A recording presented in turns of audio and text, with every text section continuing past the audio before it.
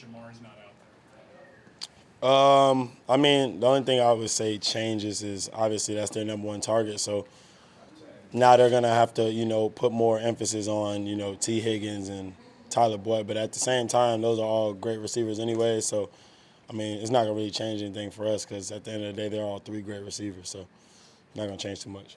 What was your reaction, Greg, when you heard the news that he was actually going to be out? Oh, I was pissed for sure. Yeah, I definitely was looking forward to that matchup. But hopefully he gets well soon. But yeah, I was definitely mad. Was part of that because of the stuff he said over the summer?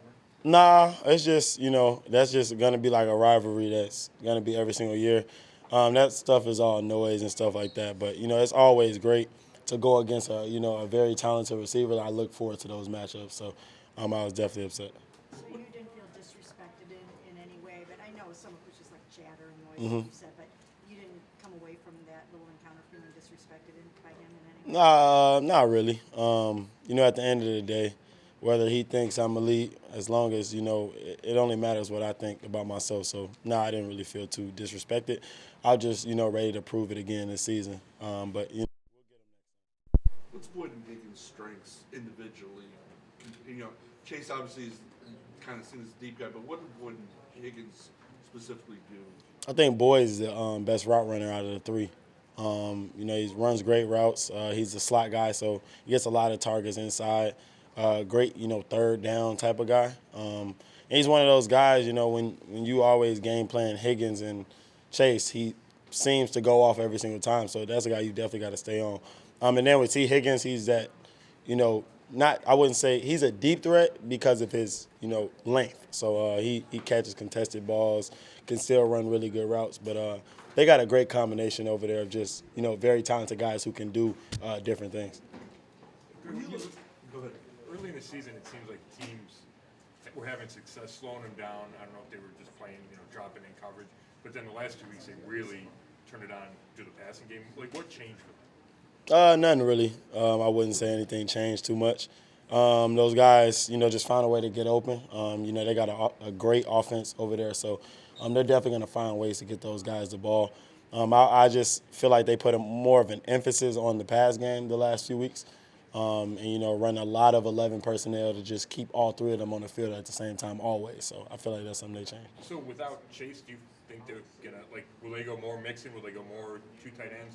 How do you think that changes it from that perspective? Yeah, I'm not too sure. They definitely will probably run the ball a little bit more. But I don't think they're going to change. They've, been having success the last 2 weeks running 11 personnel. So I think they're going to probably go in a next man up mentality and, just focus on getting the ball to Boyd and Higgins. Burrow's gotten hot these last 2 years. I think he's thrown 6 touchdowns and almost for 800 yards. What are you seeing from him on film, and how do you slow that passing attack down even without Chase on the field? I mean, he's a great quarterback. There's nothing you need to watch, or you go watch him on the field. He's a great quarterback. He's one of the best in the league. So it's definitely going to be a challenge, stopping a guy like that. But at the end of the day, we just got to play with our technique, play consistent, and that's all that's going to take to beat those guys. That's what we did last year. Was just be consistent and, not get beat on any explosives. I think when you hold this team, to not that many explosives, they don't score that many points. So that's definitely a point of emphasis. there. Greg, it feels like last week felt like your guys' best game overall. Would you agree with that? And do you feel like something kind of started to click a little bit? For sure. I feel like as a defense, we performed, very well. It wasn't the most clean game. Like, it's obviously going to be mistakes in every single game, but I feel like that's the first time where we all played together. And I don't think anything really changed too much. I would just say we are just a lot more focused when it comes to walkthroughs and doing the little things like the meeting rooms and, all those things. But I'm definitely looking forward to Monday night so, we can stack another game on top of that. When you look at Burrow, how much of a challenge is the fact that he can get the ball out of his hands so fast, but then he can also extend plays and throw it deep? I would think that you can't just commit to the short stuff if he has that other kind of ability. Yeah, always preparing, like I said, for a great quarterback is always tough because he can do many things. So, at the end of the day, you just got to keep your eyes right, keep them in the right place, and just trust, that your teammates are going to be there. Don't try to be Superman, just do your job, and if your job is to cover him, just cover him as long as need be. It seems like so many people have completely written you guys off when you fell held to 2-5, and it just seems like you're so far behind the 8 ball that you might not be able to catch up and get back into the hunt. You know, what are your thoughts on that? I don't really, care too much about what outsiders say. At the end of the day, we got these guys in the locker room that are going to fight every single day. And whether people want to believe in us or not, we really don't care too much because, we're a tight-knit group and we believe in each other. So we're going to take it one game at a time and, fight our way back into this thing. Jacoby talked yesterday about emptying the tank heading into the bye week.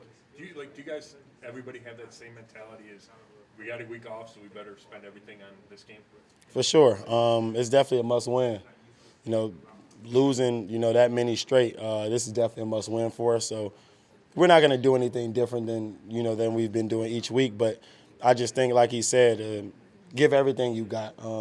Obviously, guys, at this point in the season, legs are tired and things like that, but you got to push through, for this last game, and then you'll get a little break. So we're definitely going to bring everything we got. I know you might not have Denzel, but can you learn anything from that big pick six, he had against the Bengals last time? Yeah, it's just eyes. That's the main thing about, that play right there. If his eyes were inside, he probably could have broke away, but, he had great eyes. So that's just a point of emphasis against those guys, especially, guys who can run, double moves and things like that. So it's just to have consistent eyes.